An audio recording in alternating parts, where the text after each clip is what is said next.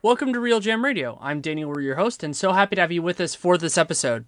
I was kind of at a loss at certain moments during this week because we're in the middle of the NBA Finals, and I was debating, do I want to do a Finals podcast? Do I want to do something on the offseason? Do I want to go in a completely different direction? Do I want to do, because I already did the three lottery winners podcast, which I really enjoyed. So, person to bridge all those gaps and talk about it is Tim Bontemps, friend of the Washington Post, and we had a really fun conversation. We went for the first 35 minutes or so are on the finals, so different wrinkles, different angles. I was not in Cleveland, he was, so we also had that perspective difference between the two of us. And then we get into a couple of the big offseason storylines that we were each thinking about. One is the Boston Celtics and what they could be doing considering their significant assets and where the team was, and also the reporting that came out this week about LeBron James considering maybe going to LA, and then the banana boat and all that kind of stuff, because Tim and I can't help ourselves. It's something we enjoy thinking about. It's something we enjoy talking about. And this week's episode is brought to you by Blue Apron, the fantastic food delivery service. You can go to blueapron.com/realgm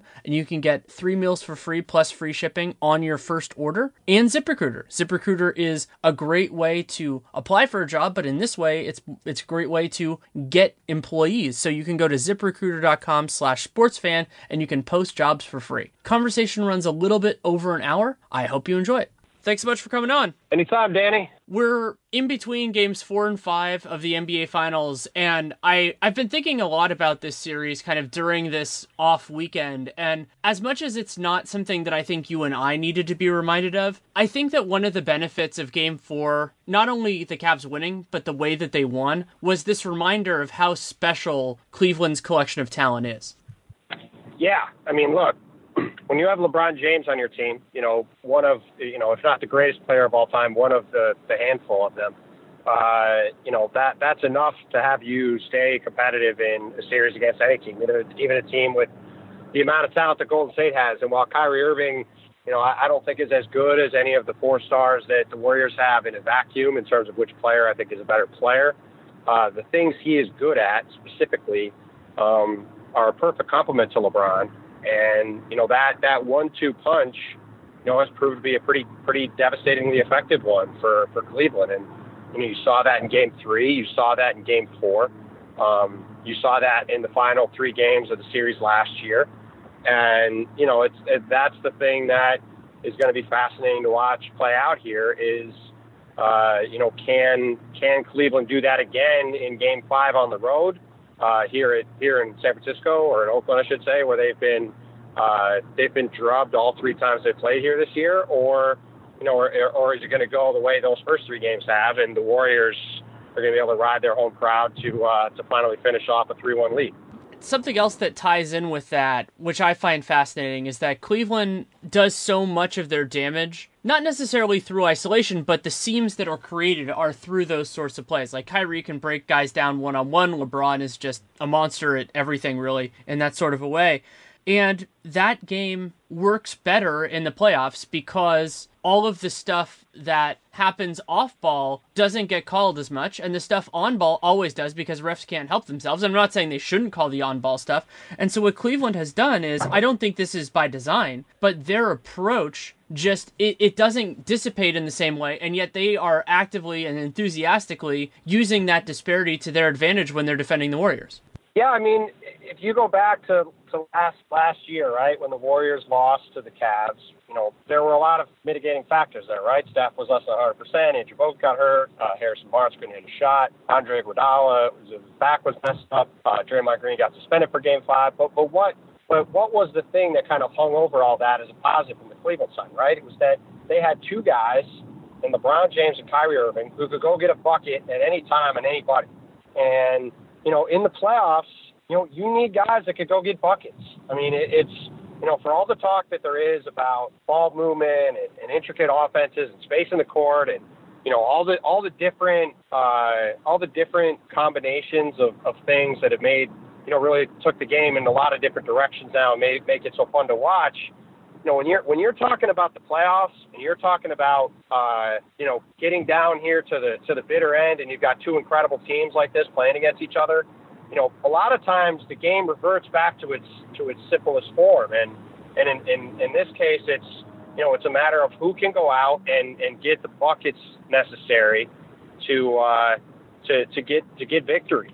And if you're looking at this series from that standpoint, that was a big part of why the Warriors were so hell bent on getting Kevin Durant, was to have a guy that could go get them buckets. And he did that in Game 3 at the end of the game, get that pull-up three to win Game 3. And Kyrie Irving and LeBron really led the charge to allow Cleveland to do that in Game 4 and bring the series back here for a Game 5 tomorrow night. And while I know you intended this in subtext, I want to bring it up into text, which is the idea of being able to get buckets against elite defense. And that's a big separation that we see in the playoffs. I pick on him too much, but I think the great encapsulation of this is DeMar DeRozan. DeMar DeRozan gets buckets in the regular season, gets buckets against the average NBA team without a problem. He is an all-star for that reason. But it just so happens, through strange coincidence, that the best teams in the NBA often have the best perimeter defenders. And so the players like Kyrie, like LeBron, like Kevin Durant, who can score even against those guys, are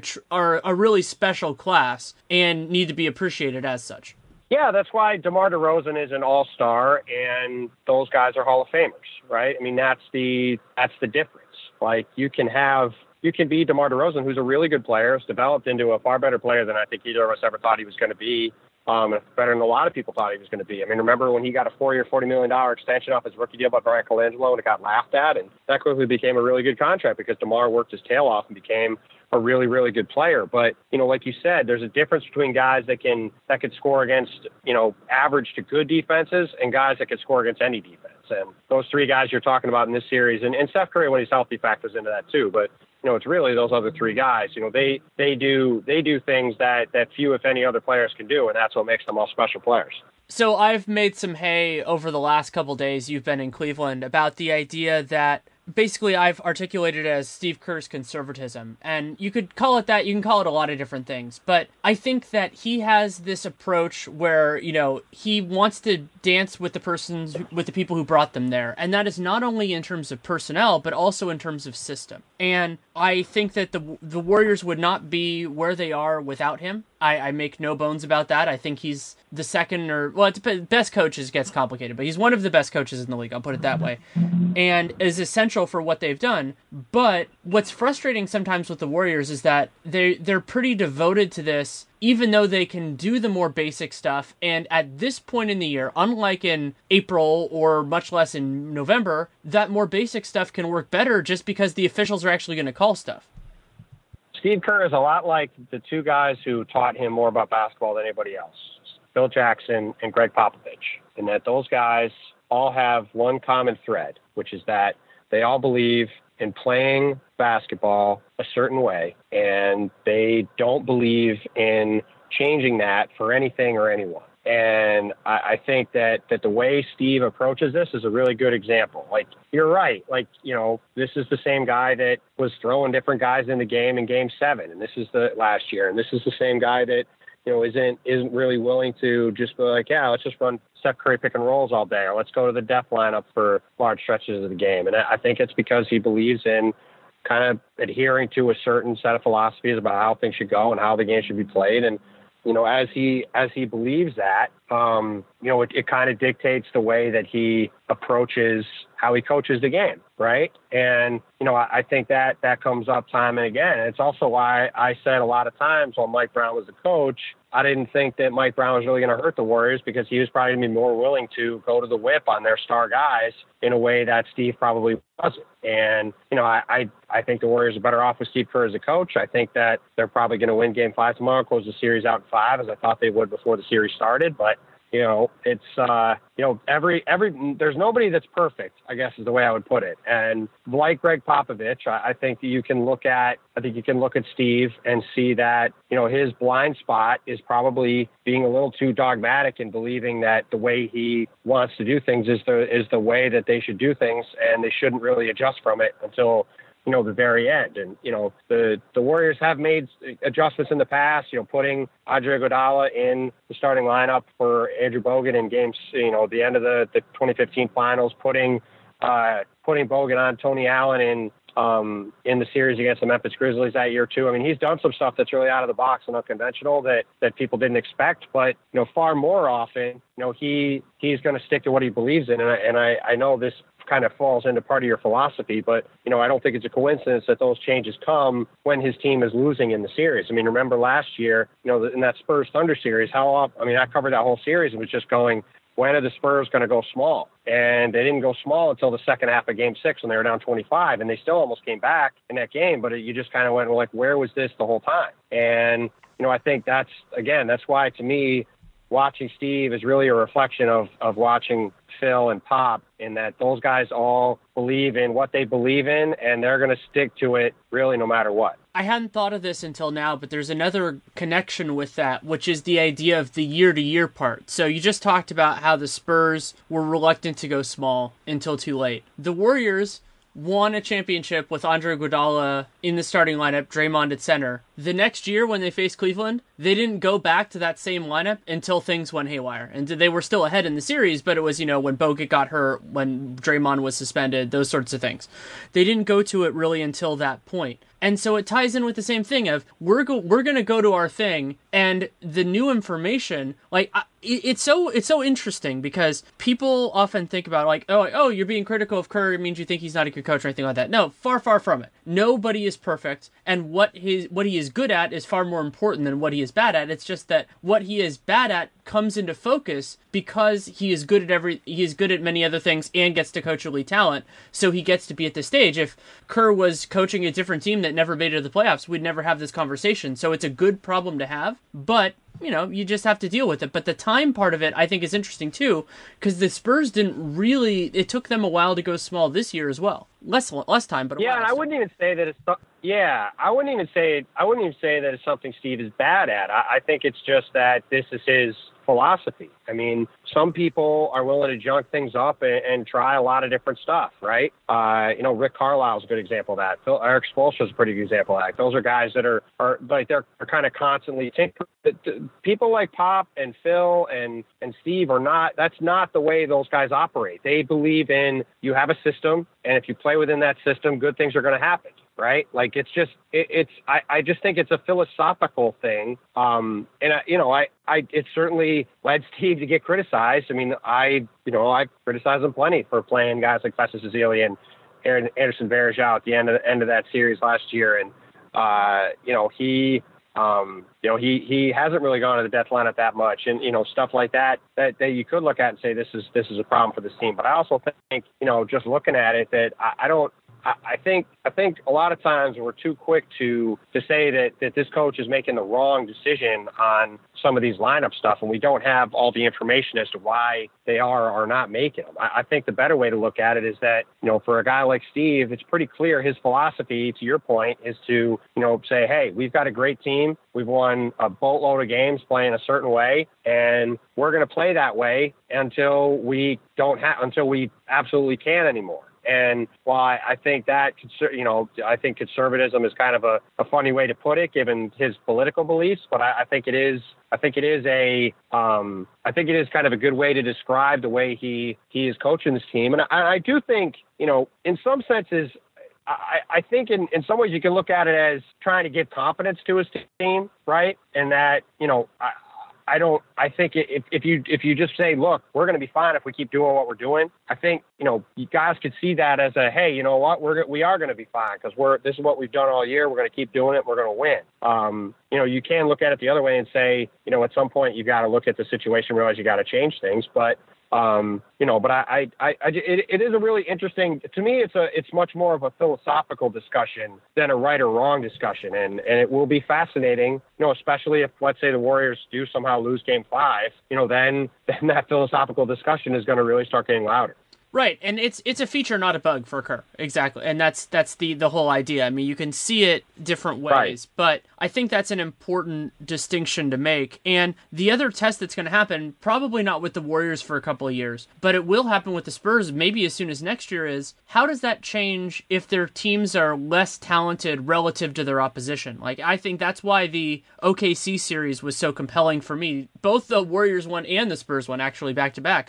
I thought that was one of the few times times in the modern run that the Spurs have been the less talented team. I mean, that Thunder squad was ridiculous, and they were also very well suited because of how athletic they were. And so it's easier to do the I'm going to stick with what brought us here when you're better than everyone else. And I think, that's part of of what attracts those guys to your team and helps make you better. And both Kerr and Popovich deserve a ton of credit for developing talent that otherwise would not have been a big part of it. I mean, think about JaVale McGee, Danny Green for the Spurs, guys like that were functionally on the scrap heap at some point in their career and were found a better role, found, a way to get into it with their team. And now that team is reaping the benefit of it. Yeah, no, I mean, look, I think if Steve came into the series thinking he was an underdog, right, he would probably coach the series a lot differently than if he thinks he's actually the favorite, like I'm sure that he does, right? I mean, I think that's kind of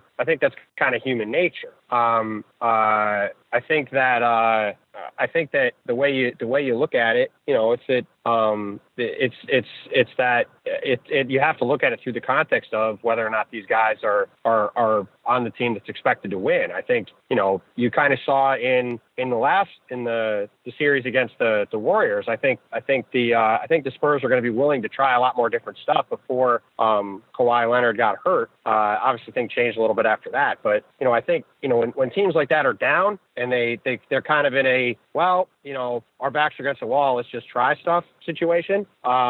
I think that they're more willing to try stuff as opposed to when you're the favorite. I think it's like a lot of situations. I mean, you can, in a weird way, you could kind of go back to the presidential election, right, where the Democratic candidate believed she was the favorite, and so she kind of adhered to what she thought was the safest path to winning, and that wound up not working. And you can certainly criticize the approach, but you can understand where the approach came from. And I think the same thing applies here, where the Warriors look at the series and say, hey, we're the better team. We've dominated this matchup for most of the season, playing a certain way, and there's no reason right now to change it. And, tomorrow, they've got the series on their racket. It's 3-1. They're at home. Everybody's healthy. It's nothing like last year. And now they have to try to go out there and get the job done.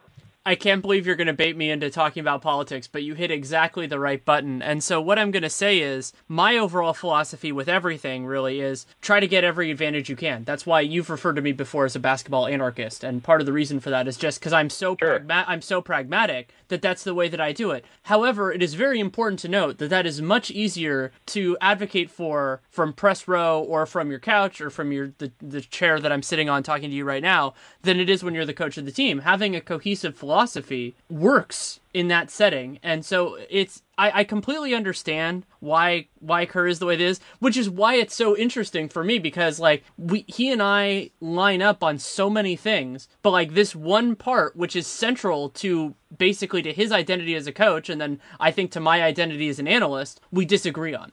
Yeah, no, exactly. And I think, that's where the divide comes in. And like I said, I totally understand why people look at them and ask the questions that they do, right? Like, why don't they go to the death lineup more? Why don't they do a lot of different stuff more than they do? But I also think that, a lot of times with a lot of those kind of decisions that are made, we don't have all the information, right?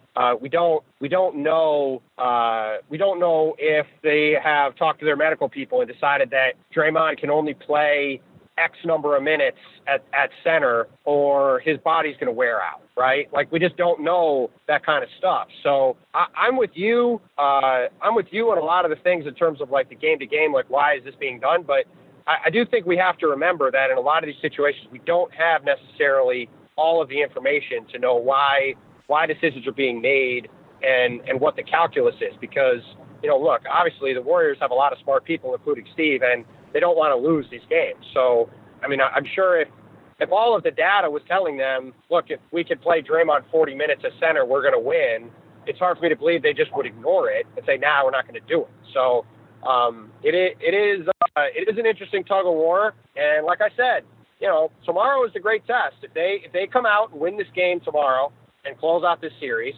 then, a lot of this stuff will be moot. But if for some reason they allow this to slip and things start to get a little dicey, then all of a sudden a lot of, everything you said and that the Warriors have been criticized for since going up 3-1 last year is going to get a heck of a lot louder, and it's going to make for a really, really interesting week.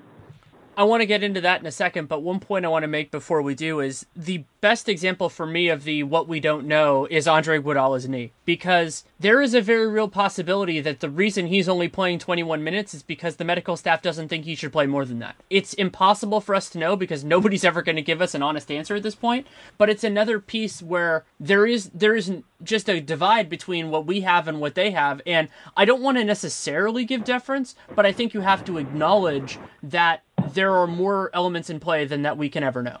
Yeah, I just think that is part of I think that's just part of understanding the role we're in, right? Like you have to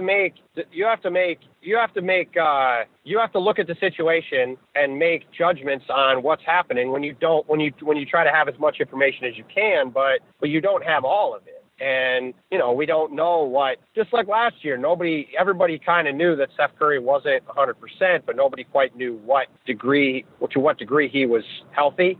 I think that, the same kind of stuff can be applied to Iguodala now. Like I don't think he is so injured that he can't play. And you've seen in moments he's had bursts of athleticism where he's looked like himself. But then you see other moments where he isn't playing that much, where he's kind of limited into shorter stints, or he sits for halves. And you do kind of wonder what the state of his body is. And, to me, it's hard to look at how this has played out and not think that he's got some kind of ailment holding him back, whether it's the knee or a combination of the knee and other things, because, his role has been, stunted at times, and he doesn't look to have the same kind of burst that he has in the past. Tim and I have a little bit more to discuss on the NBA Finals, but I want to take a quick moment to tell you about Blue Apron. Blue Apron is an amazing food delivery service that I have heartily enjoyed over the past year and a half, something like that, since I started using it. The most recent thing I had that was great was curry spiced cod and summer squash. I've said before that their seafood is really, really good. It's done under the guidelines of the Monterey Bay Aquarium Seafood Watch, so it's very sustainable. It's great quality as well. It tastes great. And so it was that cod and summer squash also with garlic naan and some rice. And I thought it was a really good combination and a great example of what makes Blue Apron so worthwhile, which is high quality ingredients put in a way that is both easy to cook and tastes great. And so really whatever approach is important to you, if you want to eat good food, Blue Apron's a great way to do it. If you want to build cooking confidence, you can do that through Blue Apron. And if you want to try something maybe that you've never done before, when I started Blue Apron, I was not the most comfortable cooking fish. It's not necessarily in my wheelhouse unless it's as good as Blue Apron's in terms of eating, so I don't cook it as much. And I've gotten much more comfortable, and also that has made me more open to eating it because when I cook it better, I want to eat it more. And so it all ties in together. And Blue Apron is also great because you can try it out, see what works for you. So the way it works is you go to blueapron.com/RealGM, just like Real Jam Radio, just like the show, and you can get up to 3 meals for free on your first purchase. And you hopefully will enjoy it as much as I do. It's something that has become a key element of the weeks that I can do it. During the playoffs, it has been less frequent, and I have missed it, but it is a wonderful use of time. It is something enjoyable, and depending on what size meal you get, there is no food waste within it, but sometimes what's nice is to get, like the 4-person one, even if maybe it's just you and one other person, then you have something for a future day. But it's great because you have these ingredients, they're portioned out, you don't have to worry about going to the store and buying it in a larger quantity or anything like that. And then you also have a recipe that you can put in your back pocket, and this one I definitely will consider going to in the very near future because it was great. And so again, blueapron.com/RealGM, you get your first 3 meals for free, including free shipping. And again, that's blueapron.com/RealGM. I want to get into a little bit more. You already teed it up and I went past it to talk about the Iguodala thing, but the idea of moving forward. And the way that I'm thinking about this is Cleveland has a very low margin for error. They have to do a lot right in order to win, but they have the capability of doing that because of their individual talents and their approach. Yeah, no, that's 100% true. That's 100% true. And it all, that's what makes this all so fascinating now, right? Is that this is how it's laid out, and now it's just a matter of, does it play out that way? And if it doesn't, things are going to get really interesting. So I hate to do percentages just because I want to do, but I think that Cleveland has a very legitimate chance of winning each game in Oracle. They've already done it. They won game 5 and 7 last year. They've almost won other games in the series. They won game 1 back in game 2 in 2015. They lost game 1. That was the one when KYRIE got hurt. So I'd ballpark it somewhere around 40%, so 35-40% that they win game 5, and about the same, maybe even a little higher for game 7 if it gets there. I think that's way too high. I would say it's more like 15 or 20%. The Warriors have been a dominant team, in these playoffs, have been a dominant team in this matchup at Oracle this year. They've won all 3 games by, an average of well over 20 points. They won both games, in the first 2 games by 20 or 21 points. Even though the Cavs were incredible in game 4, they still scored 86 points and a half and didn't really put the game away until late in the fourth quarter. So the Warriors still had 68 points in the first half. They still had 16. The Cavs defense. So to me, if they're going to win game 5, they're going to need a remarkable scoring performance again on the road. And I think the chances of them putting up a $130, which is probably what they're going to need, say they need a $115 or more to win the game tomorrow. I think the chances of them doing that on the road when their supporting cast has looked terrible away from Cleveland, I just think the chances of that are far less than the number you're putting them at. The greatness of LeBron James and his Kyrie Irving notwithstanding. The point about supporting cast is interesting to me because I think really what they need there is kind of non-disasters. So you think about what Iman Shumpert has done in a couple of these games of the series where he just took too many shots and didn't make them. That's a big problem. The bad games that they've gotten from just kind of like Darren Williams. I thought he was better in game 4, but he had really struggled throughout. And some of that I think has been adjusted by using Richard Jefferson more. I think he's a good fit for this series and he provided nice energy. But you're right that those guys, if the Warriors can help off those guys, if they can leave them open and they're going to take bad shots and miss those, then that cuts the margin that Cleveland needs in order to win. And also, the other point that goes with the whole 86 and they still haven't put the Warriors away is the Warriors did not play well. It was not a circumstance where, hey, their best is better than your best. It was their best is really good, and it was way better than a below average game for this team. Yeah, they need their supporting cast to not screw up. They need them to be really good.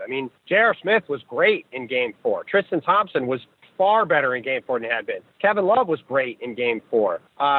Richard Jefferson was really good in game 4. They need everybody playing at a 10, and the Warriors then need to play at like a 7. That's the kind of, Manu Ginobili said that during the Western Conference Finals, that they need to be at a 10 and the Warriors need to be at a 7. And I think that was pretty accurate. They with the preponderance of talent they have on their roster, the truth of the matter is that the Golden State has a gigantic margin for error, and that's why they really need to really not play well, and then the Cavs need to really play well for them to have a chance. Because look, the Warriors still haven't played an A+ game in this series, or probably even an A game, and they're up 3-1. And I think that just tells you how far ahead they are in terms of talent. And that's why, to me, if they come home and play well in game 5, I just think the margin for error for Cleveland is microscopic to try to win a game if Golden State plays well at home as they did the first 2 games in the series. It's true, and we haven't seen the Warriors. Yeah, we've seen them play some very good games, but you just think back to the way these series have gone. And I had a thought just now. I don't know why my brain went in this direction, but when you think about the idea of this potentially being, it's a trilogy, but it might not be the last one of this run between these two teams. And I was thinking about that one of the biggest moving pieces as we go forward in this is the Warriors centers. And as much as I've been critical of Kerr going to his centers too much, except for David West, who I don't think he's playing enough, though that group might be very different next year. And I think that it's worked out better. This group, the 2017 center collection, is better against Cleveland Cleveland than the last group, but next year could be completely different too. It could be. I mean, I think you saw in Game 4 the JaVale experiment needs to stop. I mean, I know people have enjoyed that this year, and it's been a fun little sideshow for the Warriors, but that's some of the stuff, especially where Steve Kerr, needs to stop. And you guys have mentioned, I know you talked with Nate on the Dunked On pod about how the Warriors have never played David West in the first and third quarters of games because they've stuck to this rotation. And I mean, you saw when David West was in there, the Warriors were far better than the few minutes JaVale played. And look, people can say what they want about the JaVale minutes. The bottom line is he came in when the game was within distance, and they were, I think, -7 or 6 or 7 in the minutes he was in. And look, that wound up making a real difference in the game. And, you've said this before. The whole 48 minutes matter. It's not just what happens in the second half or in the fourth quarter in the last 6 minutes. It's a buildup throughout the game. And, that is some of the stuff where I'll be curious to see, does Golden State go back and do exactly the same stuff in Game 5 that they have done? Or do they even if it's just smaller tweaks like, all right, this JaVale thing is done. We're going to play Draymond at center more. We'll change things a little bit. Is that the kind of stuff that they do, or does Steve just, stay exactly the way he's been and not change anything at all? It'll be really interesting to see how that goes. To me, it goes down to the idea of constraints. So Kerr has this kind of idea of how he wants things to go. And if you treat certain elements of it as being set in stone, then the rest of it gets more complicated. So if you think Stephen Curry, and this is the one that I do think is fair to have as a constraint, if you think Stephen Curry has to play, or that it's best for him to play all of the first and third and then come in at some point, 4 minutes into the fourth and second, okay, then you do that. But then when you add things on top of it, then it gets more complicated. And that's part of the reason why we haven't seen as much of the Draymond at center lineup. And this was the same issue with Iguodala in the 2015 finals. If you feel like you have to start with Pachulia at center, well, then you're going to get into all this complicated stuff. And if you want McGee in at the end of the first quarter, Cleveland's not playing a traditional center then. JaVale McGee should not be in the game when Cleveland is not playing a traditional center. So Lou has done a great job of basically saying, hey, we will adjust this. Go back to the idea of LeBron's rest has bounced around at various points in the series, depending on how he's played and how he hasn't. They found this advantage at the beginning of the second quarter, and a big part of it is because Kerr's staying pretty rigid with his rotations, and Lou is pressing the advantage when he has these seams. Yeah, no, you're totally right. I mean, look, when JaVale came in, who was he guarding? Richard Jefferson, right? That's a disaster for Golden State. He has his skills, and he has had moments where he's been effective. But look, you're right. I mean, the Warriors are also. The Warriors are excellent, and they're also, to your point about the conservatism, they're also very predictable. And, exactly when JaVale's coming in. You can, like clockwork, just kind of go, all right, this is when this lineup's coming in, this lineup's coming in. And I think you're right. I think Ty has done a really good job of saying, hey, JaVale's about to come in. Let's go small here. And then let's have him try to guard Richard Jefferson on the perimeter and get blown by for layups or be out of position for fouls or just not be in the right spots. And, that was a rough few minutes. And I'm not saying JaVale McGee is the reason they lost the game either, but, the Cavs had it rolling and the Warriors gave them more kindling to throw on the fire, right? Because if you're in a situation where you need to start getting stops, you don't bring in JaVale McGee to get stops.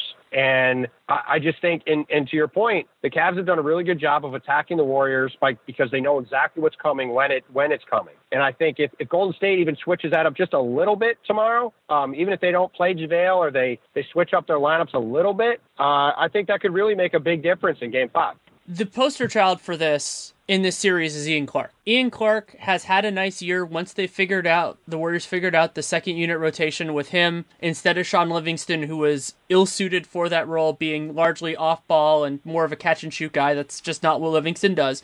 They went to Ian Clark. It worked really well. But you knew exactly when that lineup was going to come in, and all that Cleveland had to do to blow it up was put KYRIE Irving in, because Ian Clark cannot guard KYRIE Irving. And so Cleveland's offense basically became, during those minutes, get the ball to KYRIE, get Ian Clark on KYRIE, and then just get baskets. And it's not that complicated, and Kerr deserves credit. This could be the harbinger here. He did move away from that in the fourth quarter, but it's that sort of approach. They got 3 games out of it, and yes, the Warriors did win all 3 of those games, but it didn't make life easier on themselves, and we'll have to see where it goes. And I think you've heard this before. We might have talked about it, but the way that I would consider some of the like just overall dynamics is changing up how long the guy who starts the first and third quarters at basically the non-all-star guy, how long they play, because they can keep that spot with Pachulia if they want, but then instead of waiting, 6 to 8 minutes to pull him out, do it like 4. Give him shorter bursts and then go to something different. Try a different look if it's not working. And that could be Iguodala, it can be JaVale.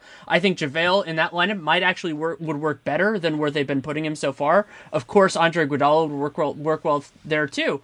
But that's not the Warriors' MO. They try to have consistency for a little bit more time at the beginning of each half. And Lou, I think he's been pretty cool with the team being less consistent in terms of who's on the floor because everybody's played with everyone at this point. Yeah, I actually disagree about changing Zaza's minutes because I think for the most part he's done a really good job on Tristan Thompson.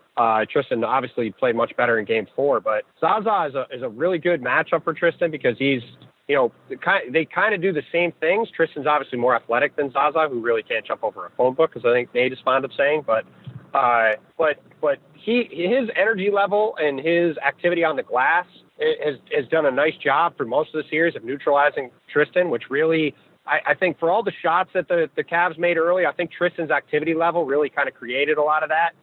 Him getting some offensive rebounds and just kind of flying around and doing the stuff that we thought he was going to do the whole series.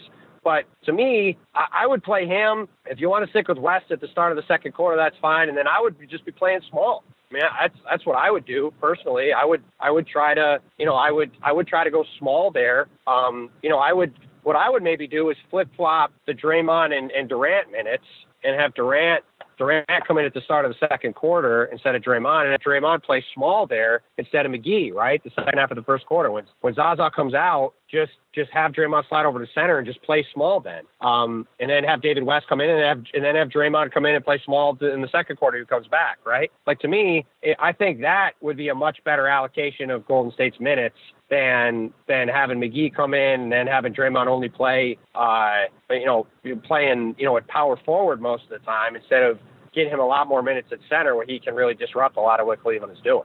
You're right. I shouldn't have treated the Draymond at center playing them fewer minutes as a constraint. I fell into my own trap, the one that I criticized Kerr for. And I think that you're right, that it's going in that way. And this is something I've talked about at other points in the series, is that putting Draymond Green on Kevin Love really does him a disservice. Because that's not what Draymond does well. Because Love actually fills two different gaps that he has trouble with. One, of course, the three-point shooting. If you have to cover Love around the arc, whether it's in the corner or above the break, you have to keep an eye on him. You have to stay close. He's also good at attacking closeouts, and whether it's drawing BS fouls or actually just driving on it and doing a couple of dribbles and maybe shooting, taking a pass, whatever. He's better than almost every other guy who has his skill, who has his general attributes at that. But the second thing that he does, and this was how Draymond got, I think it was his fourth or his fifth foul in Game 3, was Love is really, really good at getting a deep seal. And Draymond is the best defensive player in the league right now. He's Defensive Player of the Year, or will be. That is a weak point in his game, is that he can get deep sealed by strong guys if they attack at the right moment.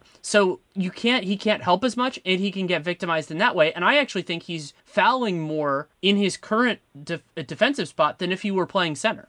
Yeah, I think you can make a good.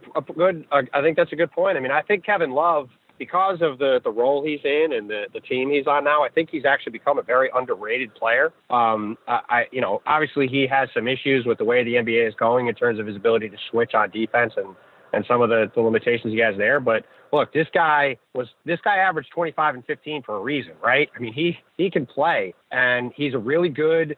He's a great 3-point shooter. He's really, really good in the post. Like you said, he's good at kind of, hooking a guy's arm, making it look like he grabbed him. He's good at getting those deep seals, getting easy buckets and drawing fouls. And it is a tough matchup for Draymond. And I think Draymond's done a pretty good job on it for the most part. But, that's why I think, to your point, if you could get him at more center minutes, and then you're both not playing JaVale, which I think is a plus, and you're also you also are getting him in a position where he can come over and maybe double team and then get back on a Love post up, or if a LeBron post up happens, or he can help and recover on a KYRIE drive. I mean, it does kind of allow him to use some of his preternatural instincts as a help defender to wreak a lot more havoc than he's been able to so far in the series. The other adjustment that Kerr should be open to in that way is having a base alignment where somebody smaller is on Love. Yes, there will be times that he bullies that player in the post, but I think that you can double if you need to. Love is a very good passer. I think you can handle that if that's your structural weak point. And I would go so far as to use somebody like Sean Livingston. Livingston is small. He's in height, and he's also much thinner than Kevin Love, who's, a big dude, even though he's thinned out over the years. And I think that basically the idea is what you concede and what you don't concede. And I think that can work better. The other way that I would do that is Iguodala. I think having Iguodala on Love is a very intriguing thing, because then if they're setting certain screens, then you can, Iguodala he's capable of switching. He can also just get a hand in there and just mess things up. And then you can just put Iguodala on LeBron and then put Durant there. You can do a lot of different things, but putting Draymond on basically whoever the other team's worst three-point shooter is, and that's Tristan if he's in, that's, depending on different guys, I think that opens him up. And the crazy thing is, that's what Cleveland has done with LeBron, and they just need to use that as the model, not religiously, because LeBron's guarded Durant a fair amount, but I think that helps unlock what LeBron does well. Yeah, no, I think you're right. I mean, and look, I mean, the Warriors could still easily win Game 5 playing the exact same way they have been. And I think the first two games of the series, especially in Oakland, saw that. But I would certainly think that if tomorrow's game starts to become a real dogfight, you would think that'll be the time when Steve will start trying some things up and doing some different things. But as we said earlier, that's not something he likes to do, and it's going to be a really interesting subplot of Game 5 to see, what, if anything, Golden State tries to do a little differently to finally get over the finish line here and get this second title. Before we transition to there's another little thing I want to talk with you about. Is there anything else on the finals that you feel like we haven't discussed? I think we've gone pretty deep into it. Yeah, I'm talked out on the finals, frankly. I'm glad that Games 3 and 4 were competitive, and if Game 5 is competitive, that'll be good too. But I really do just think that I think you saw Cleveland played as well as it possibly could in Game 4 and still didn't put the game away until late. And I just feel like the Warriors are going to come home and finish this off in 5 and be done with it. But let's see what happens tomorrow. It should be fun. Yeah, it should be. So as Tim and I transition from talking about the two best teams in the league to free agency and these teams and other teams trying to add to what they have, it's also a great time to talk about ZipRecruiter, which is the way that your team, your business, can add free agents to your roster. And ZipRecruiter is great because you don't have to worry about trying to find your job and posting it all over the internet. It can be really hard to find good people. And with ZipRecruiter, it posts on all the top job sites, 100 plus job sites with just one click. And not only that, but their technology matches the right people with your position. And over 80% of jobs posted on ZipRecruiter get a qualified candidate within 24 hours, which is fantastic. And also something that a lot of other services don't use, and this is something that kind of affects employers and employees at the same point, but really employers more, is that it can be hard to filter through the responses you get. I mean, one of the benefits now in the hiring world is that you're often getting a lot of applications for the same position. And so using ZipRecruiter's platform, their dashboard, you can screen, rate, and manage candidates all in one place. You don't have to worry about doing that separately or using some other system or a bunch of notes or something else. You can do it through ZipRecruiter itself. And you can try it out. You go to ziprecruiter.com/sportsfan, SPORTSFAN, and you can post jobs for free. You can check it out. And it's a really impressive platform. I personally have experienced it as an employee, not as an employer, but I fully believe that it can go that way. I don't have to hire any employees. I'm an independent contractor, but I know the importance of that, and I used it as a way of working to try to get a job back when I was in a different sector of employment. Let's put it that way. But ziprecruiter.com/sportsfan, you can post jobs for free and check out their amazing platform. So where I wanted to change directions, because you and I haven't talked about it, at least on a podcast, I don't know if we've actually talked about this personally at all, is the Celtics are basically the Leviathan of this offseason, considering we expect the Warriors to kind of keep things together. Obviously if Durant leaves or something crazy like that, they become a big factor. But let's assume that all stays form. How did what happened in the conference finals, or did it change the way, if Danny Ainge called you and asked for your advice, the way that you would think about where they should go from here? I don't think it changed anything. I thought the Celtics kind of had a charmed life getting that far. I mean, they I think they would have lost to the Bulls if Rajon Rondo hadn't gotten hurt. I think you can argue that, Washington, kicked away the first 2 games of that series in Boston. And then, really, Kelly Olynyk had the game of his life in Game 7 to kind of make sure they won Game 7. I mean, it was not the most convincing run to the conference finals, and then they got obliterated by the Cavs, as you'd expect. I mean, I think, to me, Boston really needs to get a Gordon Hayward type to sign with them this summer, because I think if they don't, I think they could be in a situation where they could really be screwed, which I know sounds weird given all the assets they have. But to me, if they start pouring money into guys like Marcus Smart and Avery Bradley and Isaiah Thomas and long-term big money contracts, I think the long-term outcome of that is going to be very bad for the Celtics. And so, if they could get a guy like Hayward and they could start to shift things around a little bit, I think that would, allow them to kind of, keep on this trajectory while also maintaining some flexibility moving forward in terms of, whether they decide to move on from a guy like Isaiah in a year when he's a free agent, or, maybe trade a guy like Bradley to get another piece, some stuff like that. I think if they don't get a big piece like that this summer, I think all of a sudden, the calculus for how they decide to play out how they decide to let free agency play out and where they decide to allocate their resources becomes a lot more complicated.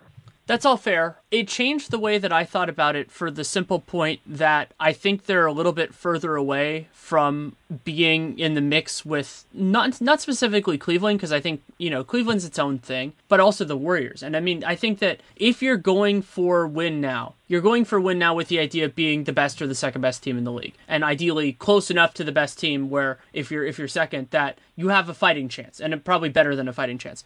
So what I was thinking about during that series was, yes, Isaiah was limited, and then he ended up missing the later games in the series, but their best case win now scenario that's within the realm of realism is Gordon Hayward and then either Jimmy Butler or Paul George. That team is really, really good. They're a phenomenal talent. Like, they have a balance. Presumably, if you're getting either one of them, you're giving up both some present assets, whether that's Avery Bradley or Jay Crowder, and future assets, probably the 2018 Nets pick. So my thought was, well, where would that team theoretically fall in with everything? And I think my instinct is they would be around in line with Cleveland and worse than the Warriors. And that's not a bad place to be, but if that's your best case scenario, I'm not sure that going full bore after it, and of course it might not be their choice, but I'm not sure going full bore after it is the right tactic, because they have this crazy allocation of future assets where they can be more patient if they want.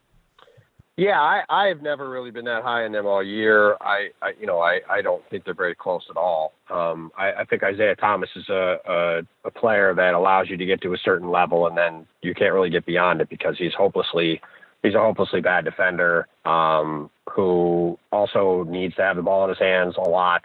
He can't play off the ball, but he's obviously going to be a ball-dominant guy and control out of your offense. And so I think that combination just really limits, I think, what your ceiling is.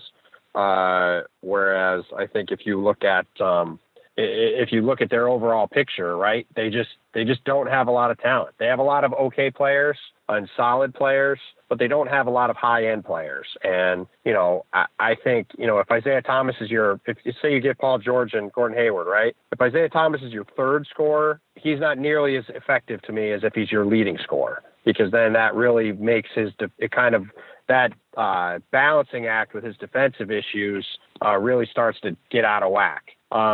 So, I think Boston has a lot of questions to answer. Like I said, I think if they can get Gordon Hayward this summer, like I know some people are confident they can get him, then, all of a sudden things start to change, right? Then you've got an all-star on your team. You've got Al Horford. You've got kind of a foundation. You still have, you're probably going to have Markelle Fultz to go with Jaylen Brown. I like both of those guys.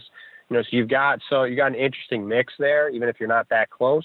But if they don't get Hayward and all they've got is an aging Al Horford and Isaiah Thomas, they have to decide how much to pay, and Avery Bradley, they have to decide how much to pay, and a Marcus Smart is going to be a restricted free agent. And all of a sudden you start to put those pieces together. It just doesn't look like a group that I can look at and say that team is really set to go anywhere. And I think instead you're in a position where you either have to bite the bullet and pay Isaiah Thomas to keep everybody in Boston happy, which I think is going to immediately become a disastrous contract, or you let him go and then you are shifting to kind of a full rebuild where you hope that you get another high Brooklyn pick and you've got Brown and Fultz and whatever Brooklyn pick you get next year, plus whatever you get for Thomas, and like you kind of just go the other way. So that's why, to me, they're in such an interesting spot this summer, because I think, to me, if I was them, like you asked me at the beginning, what would I do if Danny Ainge called me? I would say, if you can't get a guy like Gordon Hayward this summer, or maybe even a guy like Blake Griffin, even though he'd be kind of an odd fit there, if you can't get a star-level guy to give that money to, I would blow it up, and I would go try to rebuild with these young pieces you have, and maybe try to get 2 top 5 picks. Like maybe just we're going to take a big step back. We're not going to be that good next year. And we try to get 2 top picks and really, really go all in with this young core and do it that way. I think you got to kind of go that direction, because I think if you try to pay some of these guys they have now the money they're going to need to stick around, I think you're just putting yourself in the kind of position the Celtics have been very painstakingly trying to avoid the last few years now. I certainly agree with just about all of that. And Isaiah's next contract is, assuming he seeks and receives full market value, is going to be incredibly high, because somebody's going to throw money at him. That's just the way this works. Remember, Isaiah Thomas said, quote, they're going to have to back the Brinks truck up. Yeah. I mean, this is a guy who's never made any money really in his career. He got 1 contract for, I think, $26 or $28 million. He was on the minimum the first 3 years for that. He's barely... By the end of this contract, he'll have barely made $30 million in his career. So this is not a guy that, is like Kevin Durant, right, who's coming off of a massive contract and has a $300 million shoe deal. And if he decides to take 3 or 4 less million off his max, so Andre Iguodala and Sean Livingston can get paid, it's not much of a haircut, right? Whereas if you're Isaiah Thomas, are you taking less than the max if he has another All-Star season next year? I doubt it.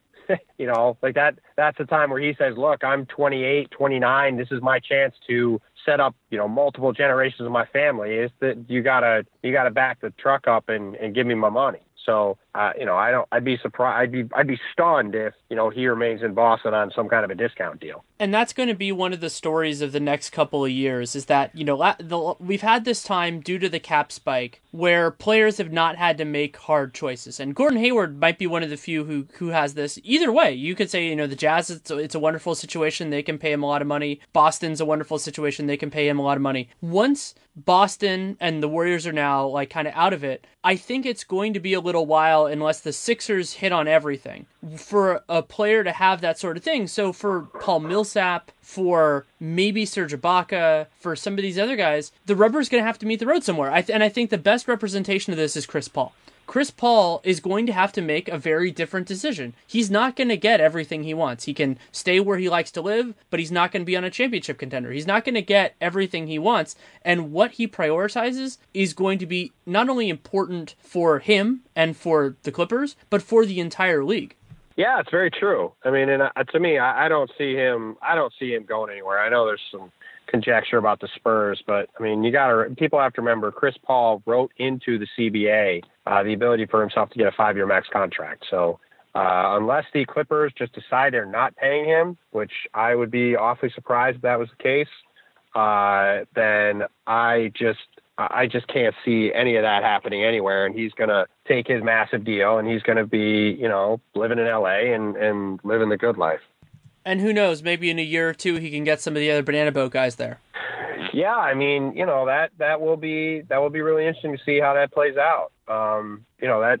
There was some talk this week about LeBron obviously going to LA, and, that talk, frankly, has been out there for 10 years now that he's going to go to LA at some point. Yep. He hasn't yet. And I think, we'll wrap up with this, I think, because I got to go actually write my articles for tomorrow. I think when you try to analyze what LeBron James is going to do, stop paying attention to he wants to go live in LA because he has a big house there. That's nonsense. LeBron wants to win, and he has shown both in going to Miami the first time and going back to Cleveland the second time. What was the theme that ran through both of those decisions? He made decisions based on where he could go win the most, and He went to a Cavs team. He went to a Heat team in the first place that had 2 elite players to play with him, and he had a chance to win multiple championships, which he did. And then he went to Cleveland, where they had Kyrie Irving. They could go get Kevin Love, who were younger, excellent players who gave him a chance to win longer than Dwayne Wade and Chris Bosh would. And he was right about that. So whatever LeBron does next summer when he becomes a free agent, I believe personally it should be looked at through the prism of what is the situation that's going to allow me the best chance to win championships. And, maybe he just keeps signing 1-year deals at Cleveland for a while. Maybe he signs long-term in Cleveland, just stays there. Maybe he decides to go to, say, a Clipper team with Chris Paul, DeAndre Jordan, and Paul George. Like, that's a team that could maybe be a championship team. The one thing I don't see right now is LeBron signing up to go play with a Laker team that's won 25 games as a bunch of guys who were 20 on it. Like, that just, to me, I just don't see, even if they went and got Paul George to play with him there, and somehow got rid of the Deng and Mozgov contracts and didn't have to get rid of all of their other young talent to do so, which they probably would. I just don't see how that Laker team is going to be better than the Cavs team he's on. And I think that for everybody who wants to try to decide what LeBron's next move is, I think that's the prism you have to look at it through. What is his best chance to win and win a lot? Because, maybe when he's 40, he'll want to play with the Banana Boat crew or go play with his kid if his kid is as good as everybody thinks he can be. But to me, I cannot see LeBron James at 33 saying, you know what, this has been fun. I'm now going to go play in LA because I feel like it, because it'd be good for my movie career or my movie production studio or my the uninterrupted stuff I'm doing. It just isn't. LeBron is way too competitive and way too worried about his long-term legacy, I think, to go, turn his career into the back nine when he's still probably going to be somewhere close to the peak of his powers at that point. And that last point is very important, which is that he's way too good for that. You can, if you're waning, if your power is getting to that point, then that's something very different than if he was Dwayne Wade last year when Dwayne Wade was a free agent, then maybe I could see that, right? Like if he was like a good, like still a borderline all-star. Wade was better obviously in Miami than in Cleveland, but he was still he was great in the playoffs. But if he was like, you know what, I've had a great run, I'm kind of at the end of the line, let me go play with the Banana Boat crew or whatever. I think then you could look at it and go, all right, like I could see it. But if LeBron has another year next year like he did this year, I just can't see him. I can't see him signing up for a team that isn't going to have a chance to be at the very top of the sport, because that's where he's been for a decade now, and I just don't see him ready to give up on that.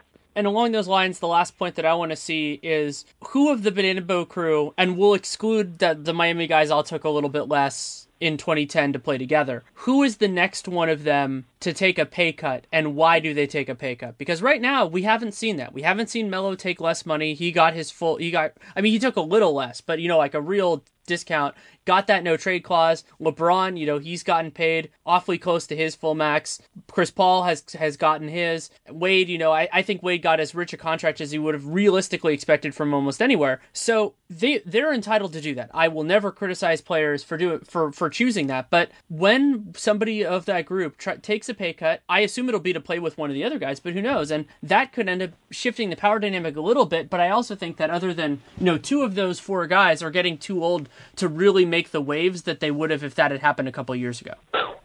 Yeah, I think Wade is well past it at this point. But I'll tell you what. I mean, the guy that's going to be interesting next summer to me is Carmelo, because Carmelo, I think, is still really, really good. He still can score, and I think if you put him in the right role, he's going to have to take a pay cut next year anyway. And let's say Carmelo was willing to go be a sixth man for a Clipper team with LeBron and Chris Paul, and let's say they somehow get Paul George and LeBron to go to the Clippers, right? Let's say let's just play hypothetical. Let's say Blake leaves. Let's say they I think we've talked about, they kind of plan to make a big run in free agency next summer, right? Let's say they get those two guys on their team. And then what if Carmelo decides to take them mid-level for a couple of years to be their sixth man?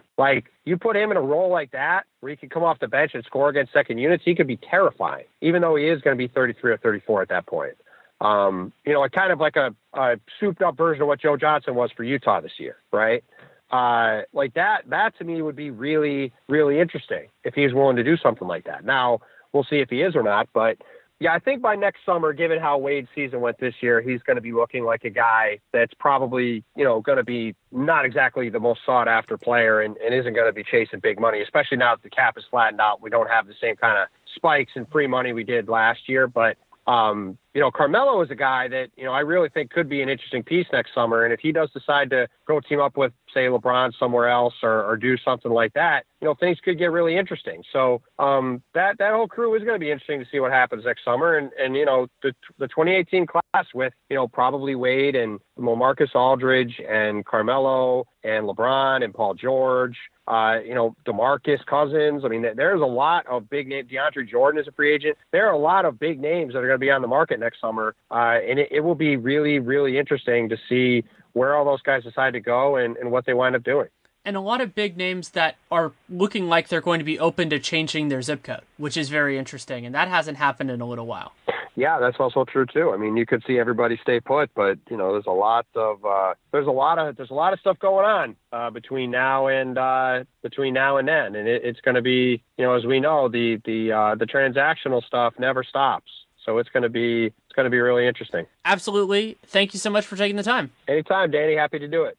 Thanks again to Tim Bontemps for taking the time to come on. You can read him, of course, at the Washington Post, and you can listen to his Posting Up podcast, and you can read him on Twitter, or you can follow him on Twitter, at Tim Bontemps, TIMBONTEMPS. Love talking with him, and really enjoyed the conversation. This kind of came up a little bit spur of the moment. We talked a little bit last night, and thought, hey, we can do a podcast about this, and it definitely, I was very happy with where it turned out, and this is a fascinating time. I mean, there was this little moment where we thought, we're going to get a real couple weeks of break before the NBA draft and everything else like that. And, that'll kick in at some point, but it's still going to be a little bit of time until we know exactly what happens in the finals, though most of you will probably be listening to this on Monday, so there'll be less time, but we'll see where that goes. Lots of exciting stuff to talk about. And also you can check out my written work. I have off-season previews for all 30 NBA teams coming up on SI. I think the publishing is about halfway through, but I am very close to having the first draft of them all written, which is exciting for me because that opens up some time to work on the CBA Encyclopedia, which is a project that I do for Real GM. That's going to come back in earnest this week. I'm working on a couple different projects and have some other people as well that are going to be putting up new materials that's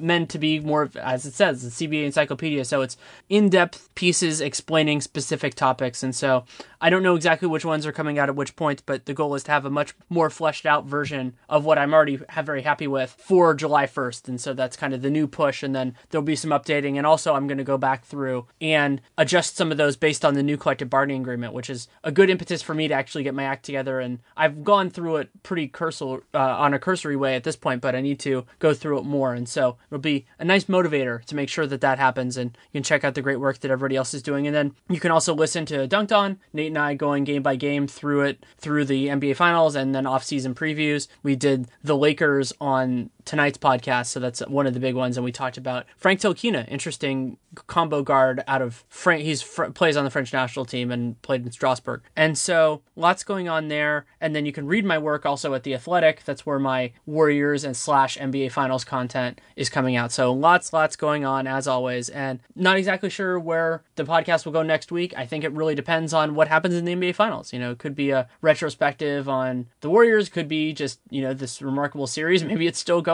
who knows. So that'll be exciting to talk about. If you want to send any feedback, good, bad, or indifferent, DannyLeroux&nbsp@gmail.com, at Danny Leroux on Twitter. If you take the time to write it, I will take the time to read it. I do not promise I will respond because I often don't have the time. And if you want to support the show, there are a lot of great ways you can do it. You can leave a rating, leave a review in the podcast player of your choosing. You can subscribe. You can download every episode because that really helps our numbers, and numbers matter to advertisers. And that's the other massive, massive way you can help out this show and any other is to check out our sponsors. So for this episode, that is ZipRecruiter. Great way to find your next employee. ZipRecruiter.com/sportsfan. You can post jobs for free, and that going to buy that URL tells them that you came from us. Again, that's ZipRecruiter.com/sportsfan. And then Blue Apron, food delivery service extraordinaire, and blueapron.com/realgm. You get 3 meals for free, including free shipping on your first order. So we'll be back at some point next week, probably sooner than that, considering I don't usually put these out on Sunday night for the prior week, but that's just the way this worked out. Going in a cool direction. Don't know what it's going to be yet. So thank you so much for listening. Take care and make it a great day.